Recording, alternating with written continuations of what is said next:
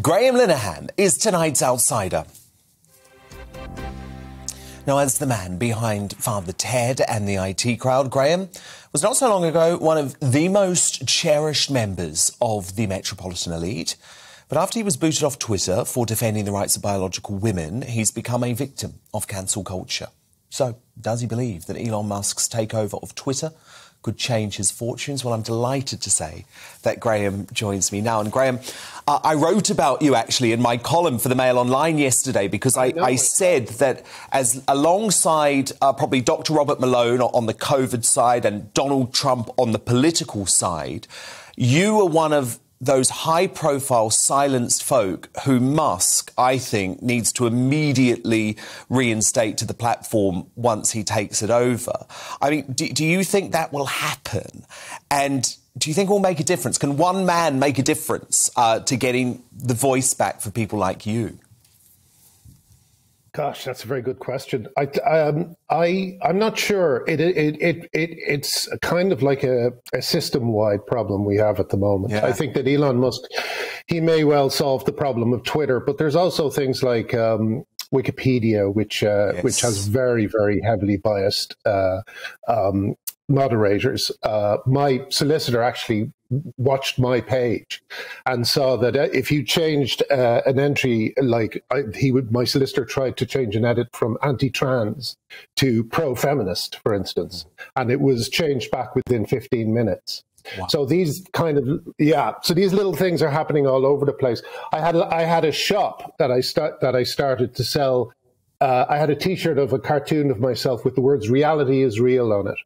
And we very carefully went through it to make sure that we weren't selling anything that could be seen as transphobic. The only thing we thought could get us into trouble was a joke about men cheating at women's sports. So we deliberately left it out. It was up for a day, and then it was taken down because it was mass reported.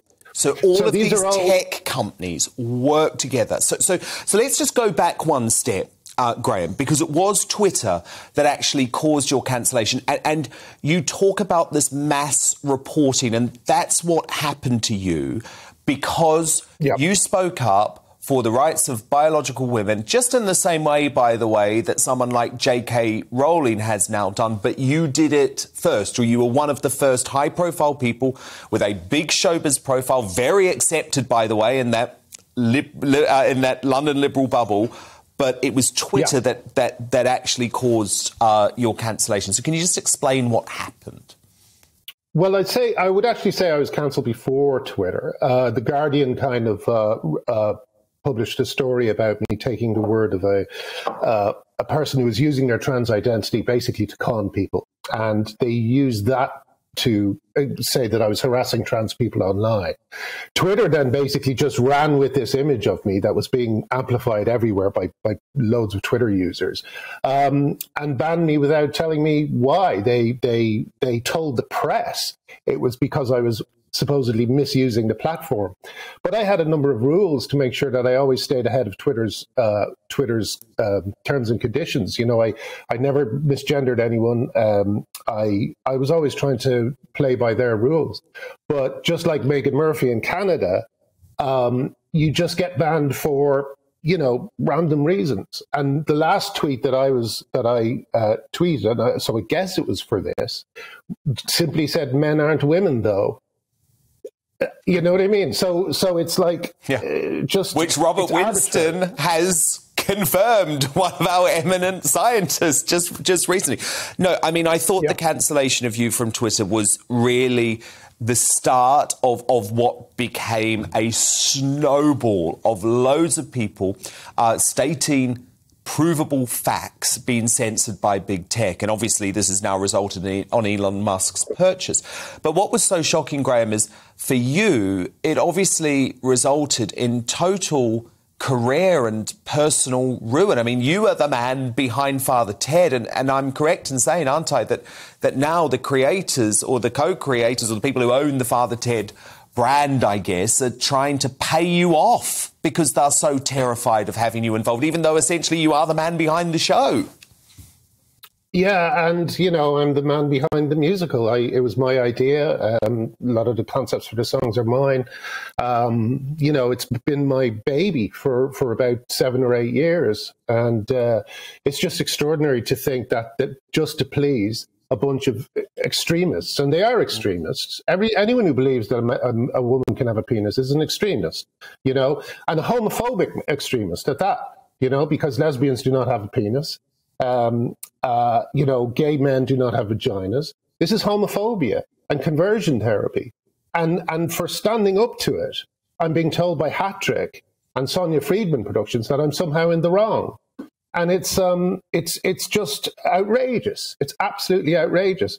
And you're right. It is a completely metropolitan elite thing. All these people are terrified of America, because America is where this ideology is coming from. I think it's a form of American cultural imperialism, in fact. And they want careers over there. So they're all just kind of pussyfooting around this ridiculous ideology that no one outside of it, no one in the real world believes. I'm sure you've heard the phrase cis, or cis woman. This is a phrase that has to be explained every time it's said, because ordinary people never understand what it means, because the word trans isn't explained either. So this is a completely confusing, incoherent ideology that we're all supposed to go along with, that needs eternal training from the likes of Stonewall, who are getting, bundles of cash from the confusion that they're supposedly solving. And all the while,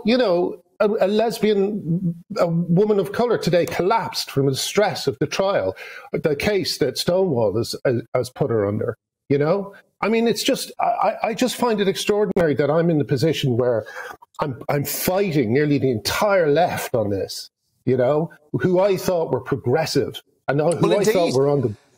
And that's the point, isn't it? Because to me, this isn't about politics. This is not a left or right issue. Because if you look at someone like J.K. Rowling, she's very much on the left of politics too. And she's been cancelled by exactly the same sort of people who walked away from you. Well, and if you ask people to say what she said that was wrong in her beautiful, compassionate essay about why single-sex spaces are important to women like her, who's a survivor of domestic abuse, they don't have an answer, because she didn't say anything offensive. Her piece was completely compassionate. But you have this strange kind of whispering campaign where rumors are reported as facts, and everything is a dog whistle, Everything is a dog whistle. So you really can't say anything. They've given women no room in which they can maneuver and argue for their rights. No room. They've stolen the words that are essential for these women to argue for their rights. And it's sorry, that's a reminder that I'm doing this show that just rang out. You're on. But yeah, they're putting women in an absolutely impossible situation. And the reason I added my voice to it all was because, I had a big platform. And these women were suffering in silence. One of the things I found is that when you put a spotlight onto this behavior, onto the bullying and the harassment and the vile abuse, I mean, the things that have been said about Alison Bailey today. An Irish Times book reviewer said, Alison Bailey dead by dawn. That's an Irish Times, that's a book reviewer for the Irish Times. I know, and we see what they're saying about J.K. Rowling. Well, look, Graham, thank you for being, and I know this B word is used a little too often these days, but I am going to say it to you. Thank you for being brave, because when you're walking away from your career, and when you're walking away from financial security, but you do it because you so fundamentally believe something, for me, that is the example of bravery. And I hope you come back soon and we'll talk more about it. But that's Graham Linehan, the creator. Thank you, Dan. Father Ted. I really appreciate it. Thank you.